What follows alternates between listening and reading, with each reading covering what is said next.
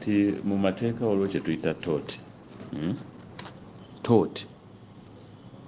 tortious liabilities ozimanyiko ezo. So mu civil law mubamu ezo tortious liabilities, omuntu zeyeetikka nga alina byeyamye okukola n'atabikola ki,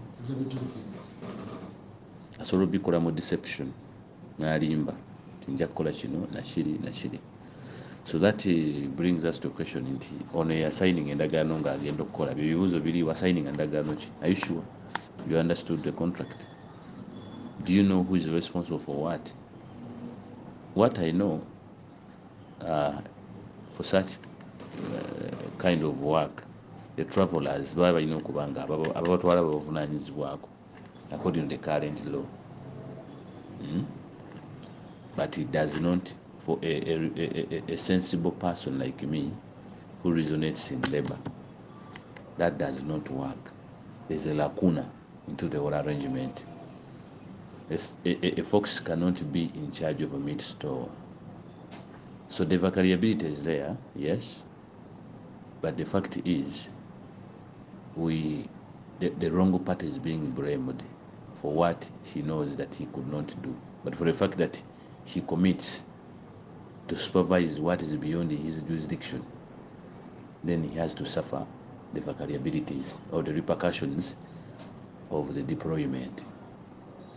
In that sense, what do I mean? Nti omwana kyateekeddwa okumanya ye butakola nsobi kuteeka mu wrong request, ateeke mu right request at the right time. For instance, omukozi akoze n'amalako contract ye negwako, it is recommended that ayambibwako eyamutwala okudda mu kiseera ekyo, oba in instances nga takomyewo, what happens nga contract eweddeko? Who carries the variability? Omukozi oba eyamutwala? Sikize yamutwala avunaanyizibwa okumuzza. Now in this situation, in the first half of a contract whereby the spelling of your contract dictated you to have a break, right? You qualified for a break intending or hoping to and you did not have that break. Do you as a worker ask for a final exit or you ask for a break? But if you do not ask for a break and you instead ask for a final exit, you have to rethink then. That's one. Number two, if you are really tired, because you also have a right to break, to completely terminate. Nobody stops you if you say, I don't want to continue. Now, the problem with kafara agreements, they are very difficult to resolve disputes related to termination, because there is that element of exploitation using the sponsorship. Whoever sponsored feels like you should not go away, or you should remain at his mercy to exit, which does not come easily, because many workers have even finished contracts. They want to come back, but they are denied. They are tied up in contracts. Others are forced into new contracts. Now the element of forced labor comes there. In this sense, we cannot call it forced labor when there was a mutual formal contract, right? If she's forced beyond to do even the work that she's tired of doing, now the question is on termination. Has she been allowed to terminate freely? What are the terms of termination?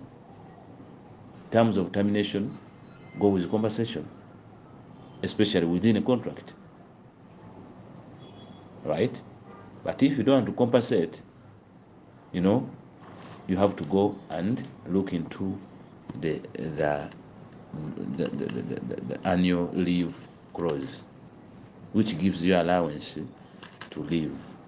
Now, your own damages, which must be corrected. That's why tubagamba temwekuumireeyo mweyawula ku bannammwe n'olowooza nti gulokoba kuwa omusaala n'oguweereza ewaka n'okyo biri bulungi, kantu kaba katono nnyo kakyusa timing. It can even take your life, because the more you pull with a kafara master, a slave master, yayagala kulaba ng'okola ki osafaringa, so they lose nothing. Nyabo kwoli? Sikuwulira. Kwendi ssebo.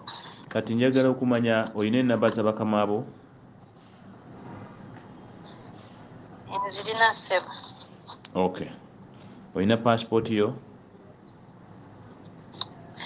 Njirina ssebo. Okay. Omusaala gwonna ogw'emabega babadde bagusasula? Yes ssebo. Okay. So genga gwe mu kukoowaka oli mulwadde waba wadde chance okutwala mu ddwaliro or you just out of the blue felt like I'm tired?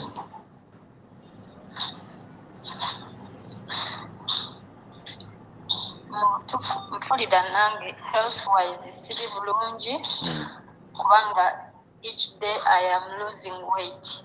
Oba olw'okusitula ebizito kubanga mbadde nga mbisitula mu kukakibwa. Kati mpulira muli nange health wise siri okay. So how do you feel N'ebyo byonna if you are taken to hospital and given a chance to be treated and given a break? Either you come back home or you come back on a break and you must continue working. That's on condition that you agree to continue your contract, or you come you rest from the hospital. What is your opinion? Sebo, omulimu gwe baasembayo okumpa bano bakama baffe bennyini bampisa bubi, omwami n'atuuka n'okunsuubiza okunkuba. N'agamba gyandagidde nina okukolayo by force. Oba njagala oba saagala. Yamala nakkuba? Wangi ssebo? Yakusuubiza okukuba naye yakkuba? Teyakkuba? Teyankuba naye yagamba supervisor waneenera byonna n'abintegeeza. How old are you? Ng'agezaako okuntiisatiisa. It's okay. How old are you? 38. Do you think you are underage to be beaten by anyone? Even if you are underage, are you supposed to be beaten? I'm not underage. Naye simanyi lwaki yatuuka ku such threats. You don't understand. You think it is new. I told you, if anybody is above you in those countries, is your boss, okay? And for him, they use that. That's what you hear the word kafara that I've been talking about. They can use that position to do anything to you. But I think also if you're sure, right? Sikugaana naye nabanyonyola situation eriwo nga nabo bennyini bagiraba. Sikugaana nti nagaana bugaanyi nti stubbornly nagaana. Kubanga n'ebifaananyi birina eby'omukyala gye bansindika by force. Omukyala ng'ansinga kilo 5+. It's okay. Bwe bakukyusiza ne bakuwa ate omulimu ogutalina bantu bazitowa. Wano si we wabadde wasoose okunkyusiza naye bano tendensi gye balina nti buli lwe bakukyusa w'obadde bakutwala ewali waasi. So mbadde ngezezzaako chances nnyingi. Mwenkanya prose. Yes, erinnya lyo mpulira liyiraga obwenkanya. Ddala obeera mwenkanya okudduka n'oviira bubizi bantu abo nga baateekamu ssente okole contract yonna. Beera mwenkanya. Mba mwenkanya kubanga kyenkola kikosa obulamu bwange. Ekika ky'abantu be tusitula kikosa obulamu bwange mu kiseera kino. Okay, mwenkanya. Obulamu bwo singa oweebwa chance okukola ebintu ebijja mu maanyi go, obeera mwenkanya okwagala okusaza mu contract yo singa bakukyusiza. If we negotiate for you and you get at least a better, a simpler job to do, an easier person to care about. Sebo nze natuuka ku state ey'ekyawa kubanga ebyo nayitamu nga bansudde mu nnyumba eyo eyasembayo mukama wange. Bantwala nga ndi mu lugoye lumu ne ndubeeramu wiiki nnamba sinaaba sikola ki. You know, listen. Okay. Now I know you have a lot of issues that are bothering you. To me, as you are defender or the human rights defender, nandyetaaze okulaba nti ate eddembe eryo nalyo ery'ekidda kyonka nalyo tolikola ki tolifiirwa kubanga bwe wali ogenda Saudi Arabia lyali ddembe ki eryakutwala eryakujja wano okugenda ebweru kyali ki? nesalirawo wali ogenze kukola ki? healthcare assistant. Kuyamba bali oba gwe kweyamba? Kyali kyeweetaaga okukola oba? Okusingira ddala kweyamba. Kati weeyambye ekimala? Oli mugagga kati weemalirira? Is it the end of the day? Naye obulamu kye kiba kisinga obukulu n'eddembe lyange ssebo. Ki kyoyita obulamu bw'otatutte mu ddwaliro? Kubanga situnula ludda lumu. Njagala nkusiigira ekifaananyi ekikuyamba kikugenda bugenzi nga wuliriza nnyo, okay? Owulira nnyabo? I want to be here to influence you, to carry your emotions, okay? I want to guide you as a parent. Yes, sir. And for you to be safe, you must adhere to the law, the laws, especially the laws they were signing, which matter most. Yes, sir. You must adhere to the international standards also before you say this, the boss has not adhered to the same. Secondly, you must be considerate of those whom you mutually agree to work with. Are you really considerate? Yes, if you just say me I am tired and you don't even remember why you left your home country? Ki ekyakusindiikiriza ofuluma Uganda?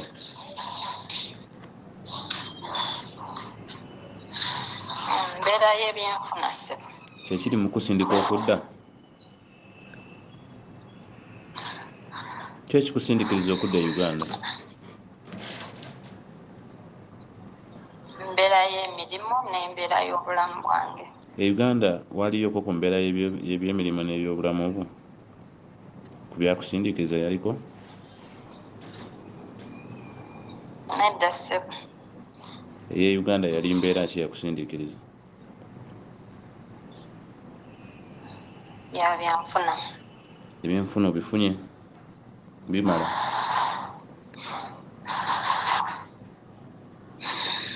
Sibifunye naye waliwo wotuuka no giving up. Okay, but in any case okuddako kwonna it is a choice you can take as an individual. Nobody can stop you from returning there if you are tired, because you have that right. Okay? Yes, sir.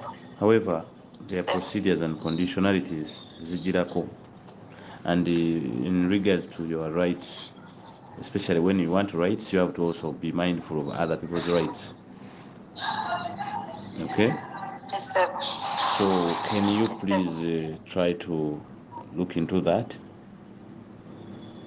And I'm giving you all this technical counseling for you to have to think in mind and have a different view, a different opinion. But if you cannot pick it very fast, maybe we can use the last exit button, and then you agree to compensate and exit. Is that the best? Sebo. Sebo, naye kati issue eliwo right now endala abakulu bano twali tukanyiza nabo ne baŋŋamba okugula tiketi, which ticket is expiring on Sunday. Ebiwandiiko mbirina byonna bye bansindikira okusayininga ne baŋŋamba ekisigaddeyo just nina kugula tiketi. Bw'anaba forwardingira copy ya tiketi ne banneefulira ne baŋŋamba nina okusasula obukadde obutaano. What do they want? Nali siri ready. kubanga ekyo baali tebakiŋŋambiddeewo. What they wanted is you to send money to them, and they were checking you to see if your family can afford a ticket. In other words, a paid leave, even the ticket is paid by the sponsor. If you ask for a leave and not a termination, they were supposed to buy you a ticket. I mean, to give you a ticket, pay you salary, even they pay the months you were supposed to spend in Uganda. Did you look into that? Wakozesa busungu. Nja kusaba first of all wejjemu okureasoningira mu busungu n'obulumi. Okay? You are going to make a lot of mistakes. Ekyokubiri, don't keep yourself in defensive. And the moment you keep yourself in defensive, the sinner would devil. If you accept a mistake, we can find a way for you. Okay? Those people, both basiru. Okuleka gwotambule butambuzi okomewo, bwe basaba ticket n'ogigula mu lumamyo, n'otalagana kulaga nti you'll even lack. That in itself means you can afford everything and they can't just let you go. It can only happen. And I took more than a week nga ticket sinabagibookinga. So do you still convince yourself that you did the right thing? I should stop talking to you?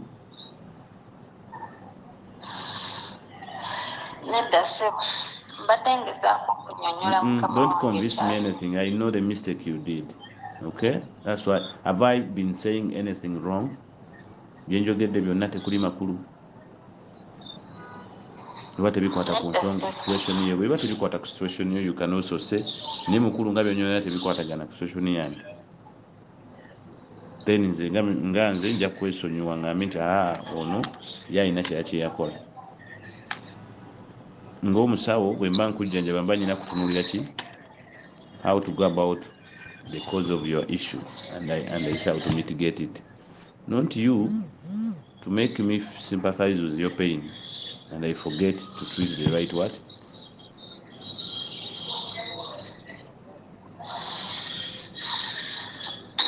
Ensonga lwaki mbaamu mukambwemu? Because if wekubira torch neekulema okutegeera n'osigala nga weekonvinsinga nti oli mutuufu, I leave you. Do you realize your mistake? Waliwo obuzibu kyemunyonyodde okitegedde?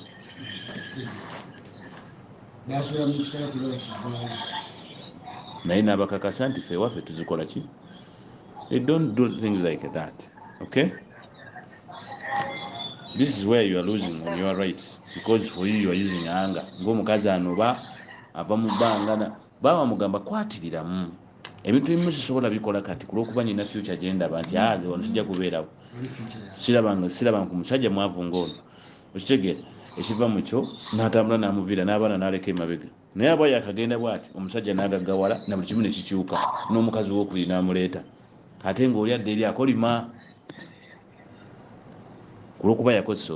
So I think there was that mistake. However much you are tired, we cannot refute that. We want to help you get relieved. Even n'abaakuumulimu bakimanyi by the end of 1 year ku bantu b'emusitula you must go and have a leave. But I don't know if you revisited that article in your contract, and I want you to share now your contract. I have a look at it and we'll see where to punch holes. Lastly, we do not have powers of attorney to work on you. Neither do we have strings attached. We don't know you as a member. And I want to talk to your family now.